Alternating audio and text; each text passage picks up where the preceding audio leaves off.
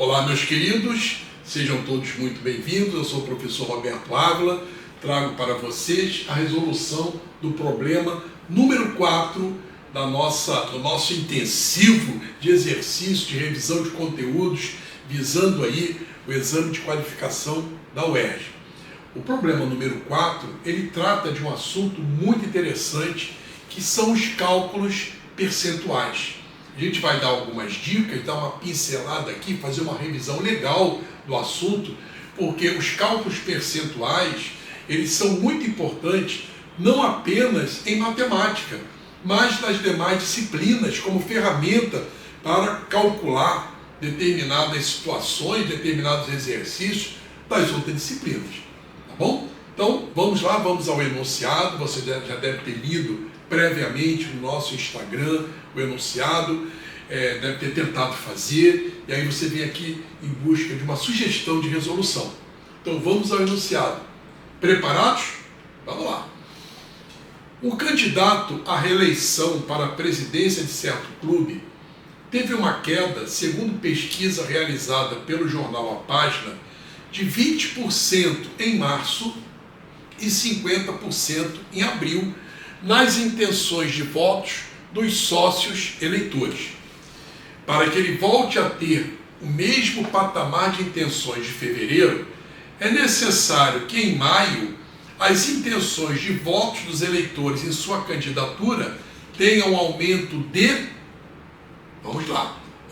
Então, meus queridos, em fevereiro, vamos colocar aqui em fevereiro, ele tinha um patamar P de intenções de votos, quer dizer, P sócios eleitores pretendiam votar nesse candidato, tá bom? Só que em março houve uma queda, né? Uma queda de 20%. Então, 20% dos seus eleitores desistiram de votar nele. Em março, teve 20%. Em abril, uma nova queda. Sendo que a queda agora foi de 50%. Né? E aí, o que ele está querendo saber? Em maio, ele quer saber quantos por cento em maio, né, ele vai ter que ter de aumento de intenções de voto para que ele volte até o patamar de fevereiro. Para que ele volte a ter uma previsão de uma quantidade de pessoas igual a de fevereiro. Haja visto que houve 2 quedas consecutivas. Queridos, muita gente, né? Você observa aí que no item A, eu botei 70%, né? 70%, porque muita gente raciocina de forma errada. Bom, perdeu 20%, depois perdeu 50%, então ele perdeu 70%. Para ele voltar ao que ele tinha antes, era só aumentar de 70%. Furadíssimo isso aí. Né? 20%, depois 50%, é um percentual em cima do outro. Né? E não são aditivos, são multiplicativos. Então 20%, 50% não equivale a 70%. Tá? E aí, meus queridos, vamos então lembrar alguns conceitos que eu considero que são interessantes para você resolver bem um problema de cálculos percentuais, tá? Veja bem, há pelo menos 3 maneiras de você fazer um cálculo percentual, né? Eu vou apresentar a vocês essas maneiras rapidamente, já que o nosso objetivo é uma revisão. Não vou apenas resolver esse problema em si, porque de repente alguns poderiam não acompanhar o raciocínio. Então, para resgatar a galera, né, para dar mais energia, mais músculo, eu vou fazer algumas considerações aqui a respeito dos cálculos percentuais. Então, como eu falei com você, nós temos pelo menos 3 maneiras de fazer os cálculos percentuais, tá? Então, uma opção, vamos supor que eu quisesse calcular, por exemplo, 40% de 80%. A primeira maneira, que é a mais comum, né? Quando você vai fazer cálculos simples, tranquilos, fáceis, essa saída é a mais lógica.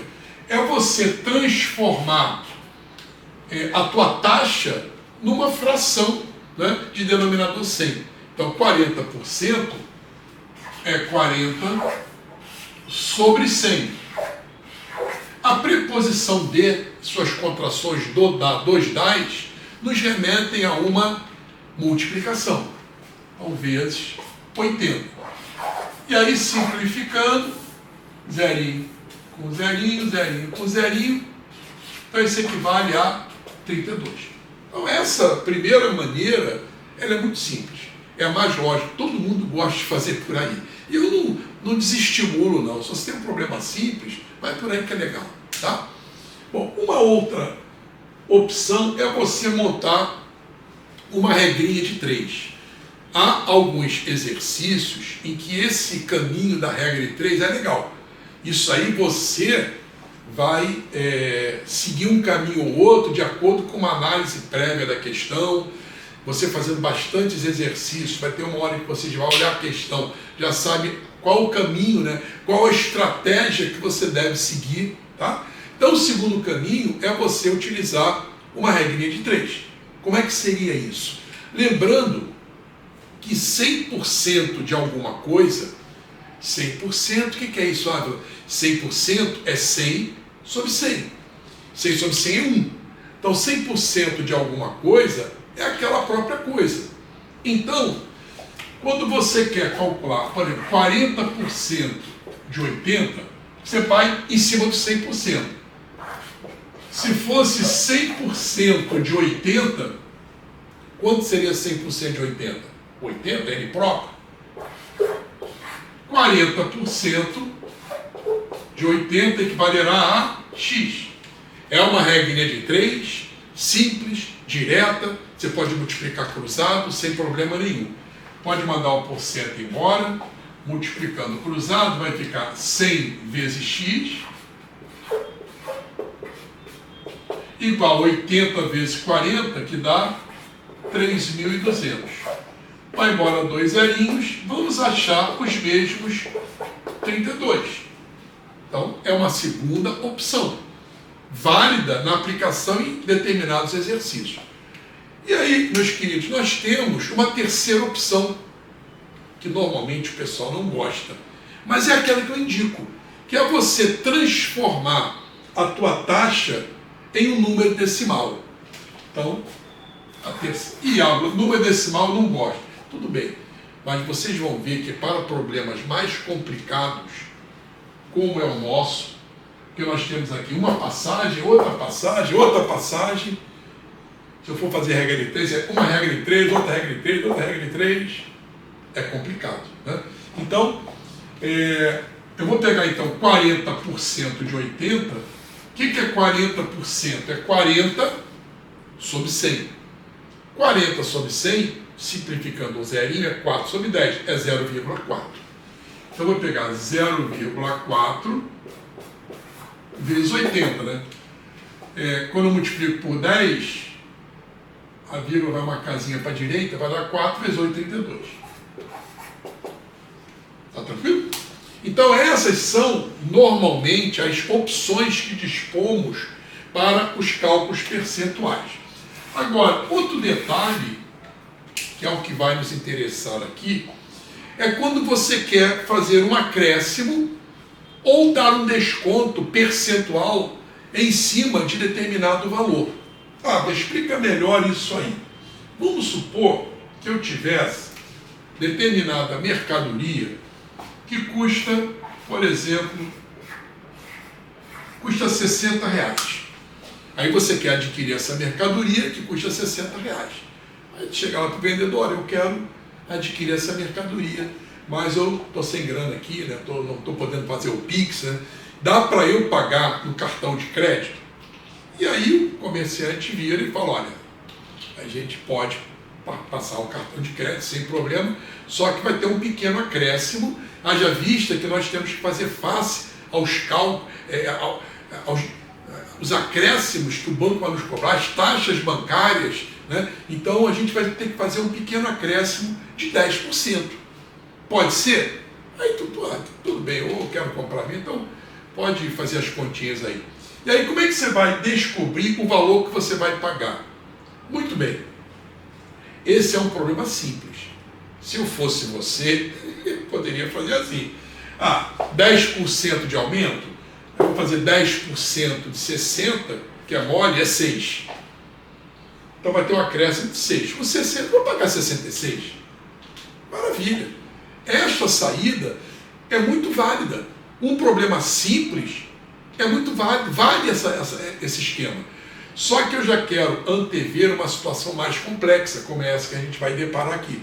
Então, a outra sugestão que eu dou para vocês é a gente fazer um cálculo mental e fazer uma única continha. Como? Imagina que o valor é R$60. Se você fosse pagar exatamente R$60, você estaria pagando 100% desse valor. 100% de 60 é 60. Só que você, como vai pagar no cartão, o cara está te cobrando mais 10%. Então você vai pagar os 100% referentes ao valor da mercadoria, mais 10% do acréscimo por estar pagando em cartão. Então você vai pagar 100% mais 10%, você vai pagar 110%. E o que é 110%, meu querido? 110 sobre 100. É 1,1. Então basta multiplicar por 1,1 que você vai achar o valor com o acréscimo de R$66. Era muito mais fácil eu ter calculado 10%, só que eu também concordo. Eu também concordo, tá? Mas vocês vão ver que isso daqui, quando tem problemas mais complicados, é uma mão na roda, tá? Se tivesse, em vez de acréscimo, e se fosse um desconto?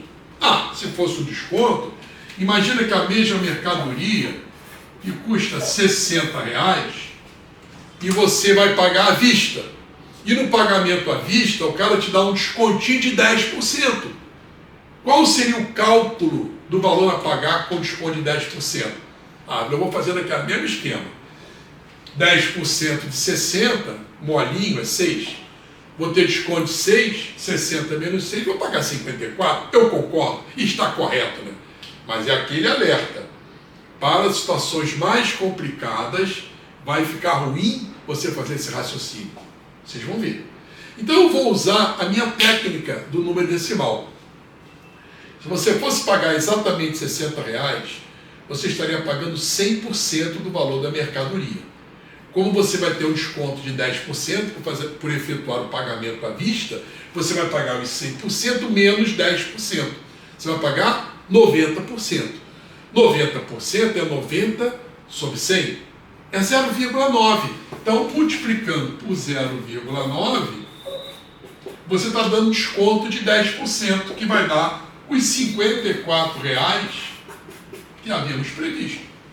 Tá legal? Então, quando você quer aumentar percentualmente ou diminuir percentualmente, você sempre multiplica. Tem gente que pensa que quando aumenta, multiplica. Quando diminui, divide. Não. Você sempre multiplica. O número que vai ser multiplicado é que é o balizador. 100% é o próprio número. Se você vai dar acréscimos, vai ser um número maior que 100%, vai ser um número maior que 1. Se você vai dar desconto, vai ser um número menor que 1, vai ser 0, alguma coisa. Então, por exemplo, vamos cutucar aqui o nosso raciocínio, tá? Por exemplo, se você pega um número e multiplica esse número por 1,7, o que essa multiplicação está fazendo com esse número? Está aumentando ou diminuindo esse número? O que é 1,7? 1,7 é 17 sobre 10. É 170 sobre 100. É 170%. O valor P inicial é 100%. É 1P, é 100% de P. Se passou a ser 170%, é que houve um aumento de 70%. Essa é a técnica, né? Então, tira 1 e você vê quanto é que dá. Por exemplo, você tem um valor P e multiplica por 3,2. Queridos, o que é 3,2, hein? É 32 sobre 10. É 320 sobre 100. É 320%. O valor inicial P era 1P, era 100% de P. Passou a ser 320%, então houve um aumento de 220%. Essas técnicas são muito interessantes. Você tem um número P e multiplica por 0,47. Quando você multiplica um número por 0,47, o que acontece com ele? Ele aumenta ou diminui? É claro que diminui, 0, alguma coisa vai diminuir. O que é 0,47? É 47 sobre 100. É 47%. O valor inicial P era 1P, era 100% de P. Se passou a ser 47, é que diminuiu de 53%. Então essa é a técnica que eu sugiro para você. Bom, se você entendeu o que eu expliquei, né, se está antenado naquilo que eu falei, vai entender facilmente essa questão. Essa é uma questão clássica. Ela já caiu em diversos vestibulares e traz sempre certa dificuldade para os desavisados. Não é para você, você está antenado. Vamos lá então, queridos. Então, no nosso problema, o que aconteceu? Em fevereiro, havia P eleitores para esse candidato. Tranquilo? O que aconteceu em março? Houve um decréscimo de 20%. Como é que eu faço para diminuir alguma coisa de 20%? Olha a dica. Como é que eu faço para diminuir de 20%? Parte do 100%, 1P era o inicial, 100% de P.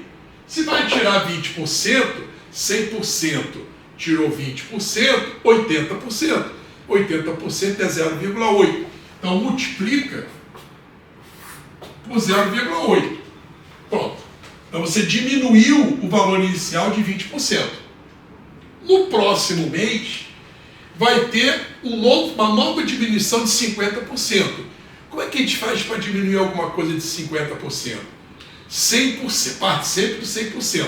100% diminuiu 50%, o que sobrou? 50%. E o que é 50%? É 0,5. Então, multiplicou por 0,5. Em maio, o que ele quer que aconteça em maio?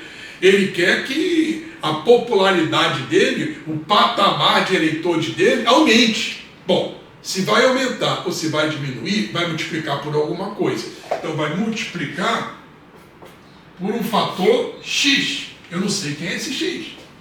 Se, por exemplo, se eu descobrir que o X é 1,7, é porque teve um aumento de 70%. Se eu descobrir que o X é 3,2, é que teve um aumento de 220%. Tranquilo? E o que ele quer que aconteça após esse aumento de patamar? Quer que ele volte aos números de fevereiro. Esse era o valor de fevereiro, diminuiu em março, diminuiu em abril, aumentou em maio, não sei de quanto, de modo que o resultado final volte ao que era em fevereiro, ou seja, eu quero que volte a ser igual a P. Aí está, lindo esse problema, é muito interessante. Agora é só a nossa álgebra, né? Ó, esse P, com esse P eu posso simplificar, porque está multiplicando, vai passar dividido, né? Então eu posso simplificar o P com P, dá 1, tranquilo? 0,8 vezes 0,5, 0,5 é 1 meio. Quando eu pego 0,8 e multiplico por 1 meio, vai dar metade dele, vai dar 0,4. Então vai ficar 0,4 vezes x igual a 1. Então x vai ser igual a 1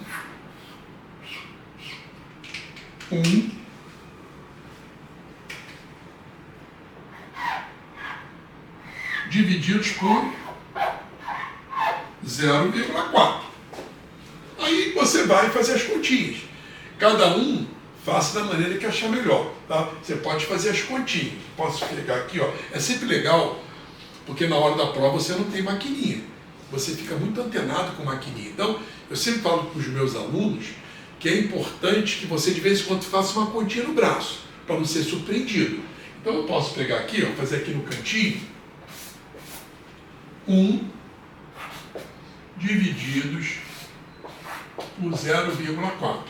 Como é que eu faço para uma divisão quando um dos termos, o dividendo ou divisor, é um número decimal? Primeira coisa que eu tenho que fazer é igualar o número de casas decimais, né?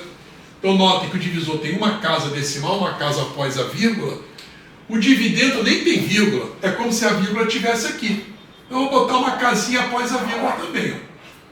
Uma casa após a vírgula, uma casa após a vírgula.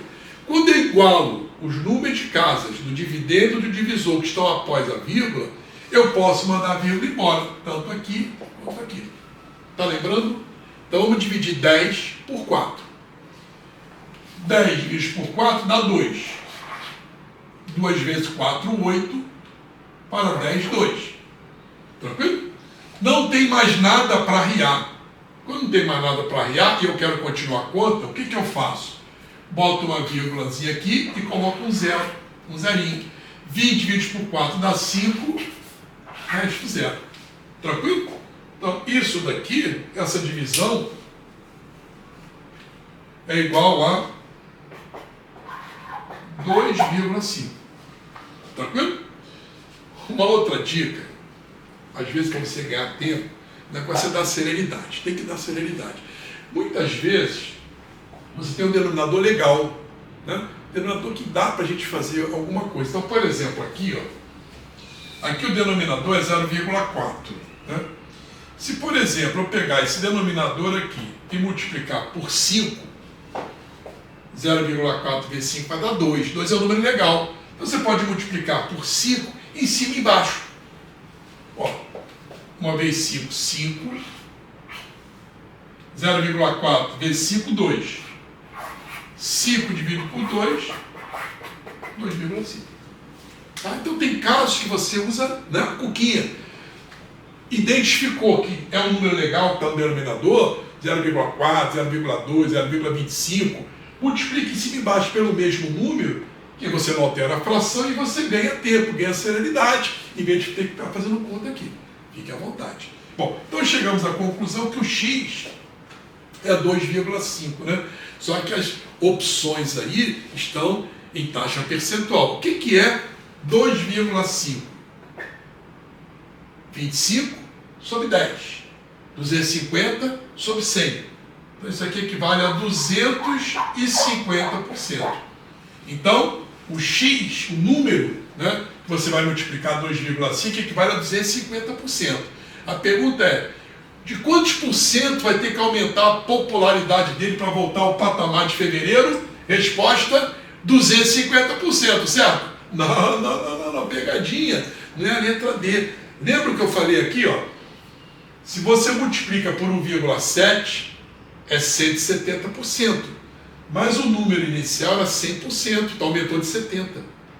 Se você multiplicou por 3,2, que é 320%, o aumento não é de 320%. Porque tinha 100%, aumenta de 220%. Cuidado aí. Então, nesse caso, o nosso P era 1P, era 100% de P. Passou a ser 250%. Foi um aumento de 150%. Cuidado, cuidado, cuidado. Então, o aumento vai ser 250% menos os 100% iniciais, que era 100% de P, o que nos dá um aumento de 150%. Tá? Essa questão é muito legal mesmo, tá? E esse final, se você não tiver cuidado, você marca a letra B.